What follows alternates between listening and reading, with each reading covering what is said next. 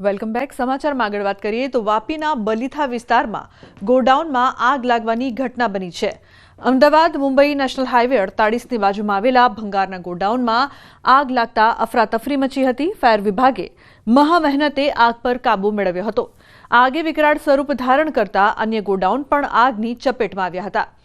આગ લાગતા વીજ પુરવઠો પણ ખોરવાયો હતો. આસપાસ રહેણાંક વિસ્તાર હોવાથી લોકોમાં પણ ભયનો માહોલ જોવા મળ્યો હતો. અગાઉ પણ અનેક વખત રહેણાંક વિસ્તાર નજીક ધમધમતા ભંગારના ગોડાઉનમાં આગની ઘટનાઓ બની છે, જેથી લોકો માટે ભંગારના ગોડાઉન જોખમરૂપ સાબિત થઈ રહ્યા છે.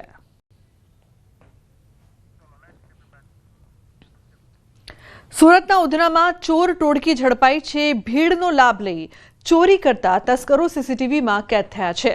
બસમાં મુસાફર બનીને ચોરી કરતી ટોળકી સકંજામાં ફરિયાદીના પર્સમાંથી 32,000 અને દસ્તાવેજોની ચોરી. પોલીસે સર્વેલન્સ ટીમની મદદથી આરોપીઓને ઝડપ્યા છે. આરોપી ગુનાહિત ઇતિહાસ ધરાવે છે. પોલીસે 3 શખ્સોને ઝડપ્યા છે. વધુ કાર્યવાહી કરવામાં આવી રહી છે. પોલીસે જે પ્રકારથી આ સમગ્ર ઘટના છે તે અંગે તપાસ કરી હતી. ઉધનામાં તસ્કરોનો તરખાટ જોવા મળતો હતો. ભીડનો લાભ લઈને ચોરી કરવામાં આવી રહી હતી. આ તમામ આરોપીઓ ગુનાહિત ઇતિહાસ ધરાવે છે. 32,000 અને દસ્તાવેજની ચોરી કરવામાં આવી. સીસીટીવીમાં આપ જોઈ શકો છો. કીર્તેશ જોડાય છે ફોન લાઈન પર વધુ માહિતી આપવા માટે. કીર્તેશ, ઉધનામાં તસ્કરોનો તરખાટ અને પોલીસને સફળતા પણ પ્રાપ્ત થઈ છે. શું વધુ માહિતી, શું વધુ અપડેટ? બિલકુલ, જે પ્રકારે સુરતના ઉધના વિસ્તારની ઘટના સામે આવી છે, તસ્કરો બેફામ બન્યા છે, તેનું જીવતું ઉદાહરણ સુરતમાં જોવા મળી રહ્યું છે. કારણ કે જે પ્રકારે BRTS બસોમાં તસ્કરો ચોરી કરતા દેખવા મળ્યા છે. ઉધના પોલીસે 3 શખ્સોની ધરપકડ કરી છે. સમગ્ર ઘટના સીસીટીવીમાં કેદ થવા પામી છે. ચોરીની ઘટના 25 સપ્ટેમ્બરે ખરવાનગર BRTS બસ સ્ટેશન પાસે બની હતી. 32,000 રૂપિયાના દસ્તાવેજની ચોરી થઈ હતી. જોકે સીસીટીવીના આધારે પોલીસે આરોપીને ઝડપી પાડી તેમના વિરુદ્ધ કાયદેસરની કાર્યવાહી હાથ ધરી છે. જી બિલકુલ કીર્તેશ, આભાર સમગ્ર માહિતી બદલ. તો ઉધનામાં તસ્કરોનો તરખાટ, પરંતુ પોલીસને સફળતા મળી છે. પોલીસે આરોપીઓને ઝડપી પાડ્યા છે. તમામ આરોપી ગુનાહિત ઇતિહાસ ધરાવે છે.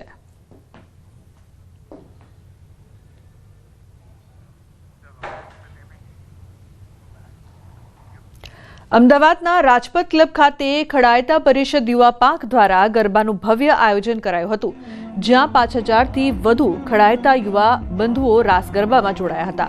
યુવાનો સમાજ સાથે જોડાય, વેપાર ધંધાનો વિકાસ થાય, સાથે જ યુવાનોમાં પરસ્પર પરિચય કેળવાય તે માટે યુવા સંગઠન કાર્ય કરે છે. આવા કાર્યક્રમો થકી સમાજના લોકો એકબીજાના પરિચયમાં આવે અને સમાજમાં લગ્ન થાય તેવા આશય સાથે કાર્યક્રમો યોજાય છે.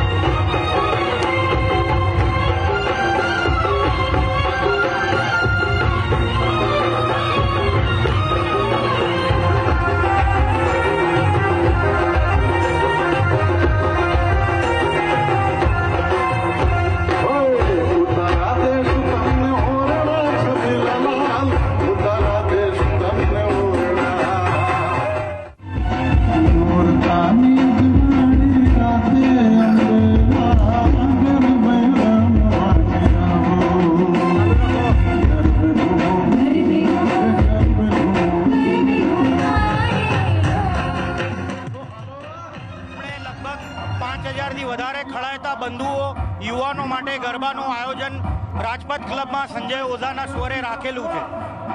આ પ્રોગ્રામની પ્રેરણા અમારા વડીલોએ અમને આપી હતી અને આ પ્રોગ્રામના 3 ઓબ્જેક્ટિવ હતા કે યુવાનો કઈ રીતે સમાજ જોડે જોડાય, સાથે સાથે યુવાનોને નવી પેઢીના બિઝનેસ અને જોબનું પણ મળે, સાથે સાથે યુવક યુવતીઓ પણ અહીંયા જોડાય અને સમાજના વ્યક્તિઓનું મેરેજ પણ સમાજમાં થાય. આ બધા ઓબ્જેક્ટિવથી જ ખડાયતા યુવા કામ કરે.